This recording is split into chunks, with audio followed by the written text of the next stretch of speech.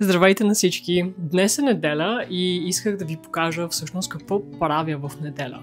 По принцип, уикендите ми минават по различни начини, но днес ви показвам една горе-долу типична неделя, какво правя, какво ям и върху какво работя.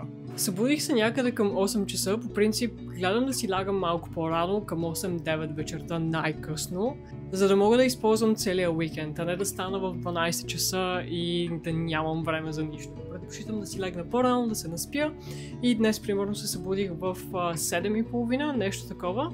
Първото нещо, което направих е да не си използвам телефона в леглото, така че не снимах абсолютно нищо, но четах няколко страници от книгата, която чета за финанси и за това къде трябва да си инвестираме парите. И сега някъде към 10 часа сутринта и ще ви покажа какво ще ям.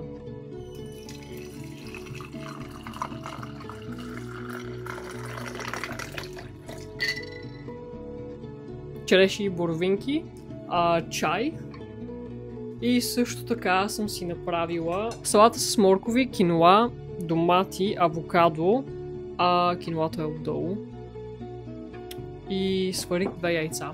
Най-важното нещо, което правя сутрин е да пия много вода и да ям доста зеленчуци и плодове, понеже те съдържат много фибри и така имате много повече енергия, успявате да ходите до тоалетната и като цяло това са здравословни хубави неща. От известно време, от няколко дни насам, хомеопатът ми ме предизвика да активирам да работя върху своето чи и чи енергията си за 100 дена, което е огромно предизвикателство. Изпрати ми 100 различни видеа от един и същи човек, ще оставя линк в описанието долу, който ви помага да си активирате вътрешната енергия, така наречено чи. И до сега, всъщност, днес е 4-тия ден. Другото нещо, което ще направя днес е 30 минути да си активирам чито, което всъщност единственото нещо до сега, което виждам, че правя, е, че ме успокоява и го правя или сутрин, точно като стана, или точно преди да си легна.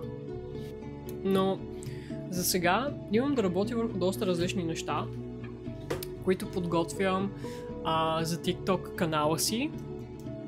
Даже много обичам да съм продуктивна и като цяло да не си пилея времето на вятъра. В момента създавам безплатен тракер за продуктивност, който можете да използвате и е изцяло на български. Надявам се да ви хареса, още работя върху него и то е просто един тракер и се надявам да ви помогне да си менеджирате времето доста по-добре, отколкото по принцип без да използвате тракер. За момента просто изпипвам някакви детайли, които ви трябва да ви направят живота по-лесен.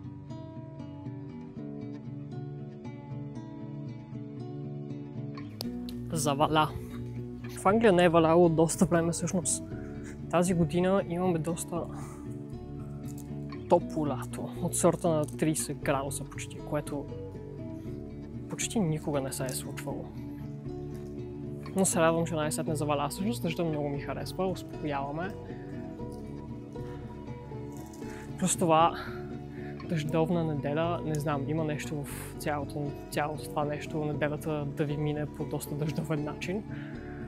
На мен много ми харесва. Тези дни ще ви покажа градината, която имаме и всичките тези растения, които виждате в момента. Предимно са домати и цветя. След един час най-сетне успях да оправя последните неща върху тракера, които не ми харесваха. И нямам търпение да го пусна вече, за да може да го използвате и да можете по-добре да си балансирате седмиците и да свършите повече работа и като цяло да сте много по-продуктивни. Аз започнах да чета как да бъда по-продуктивна още когато се преместих в Англия, което беше някъде преди 14 години. Изчетах какви ли не книги по темата и най-сетне се реших да направя нещо подобно като тракер, който наистина се надявам да ви помогне. Като цяло имате 3 седмици, продуктивна седмица, която е когато общо взето имате супер много енергия и сте готови просто през седмицата да свършите супер много неща.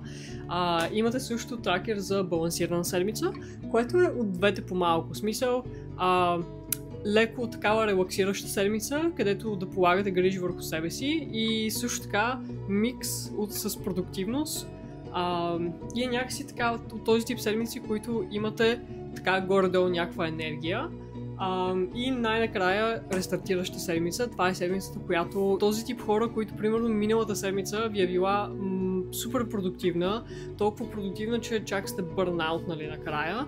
И това е седмицата, в която можете да си дадете рестарт и някакси да се погрижите повече за себе си, защото това е мега важно, за да сте готови отново за балансирана или за продуктивна седмица. Още ми се яде японска храна, така че мисля да си направя супа от мисо с... Къде е пастата от мисо? Ето я. Паста от мисо и малко препекан хляб с масло или с лурпак. Днес наистина доста време ми отне да обработвам видеа, да снимам видеа и доста често си мисля дали тези видеа и това съдържание да го правя на български или всъщност да го правя на английски.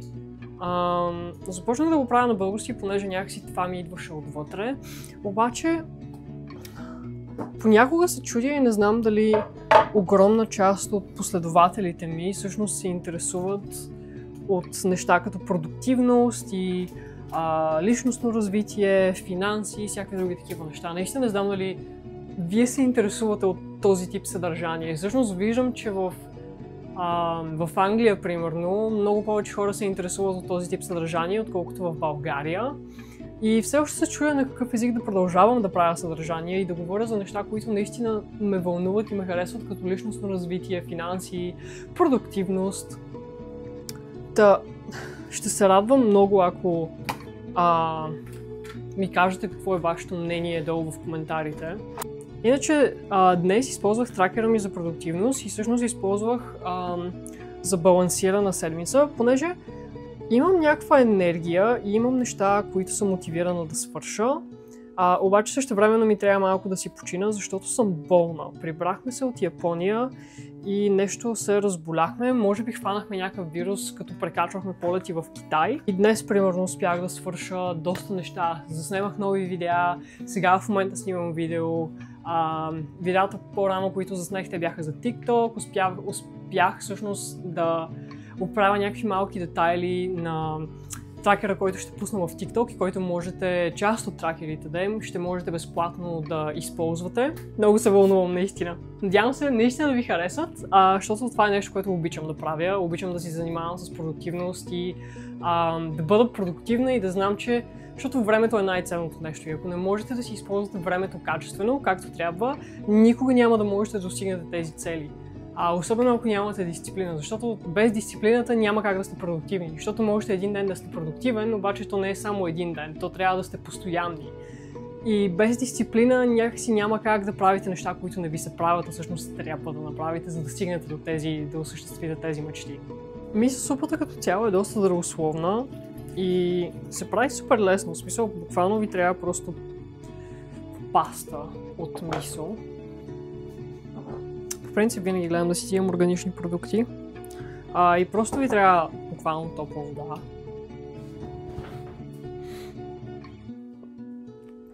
Това е мега яко. А супата е още по-яка.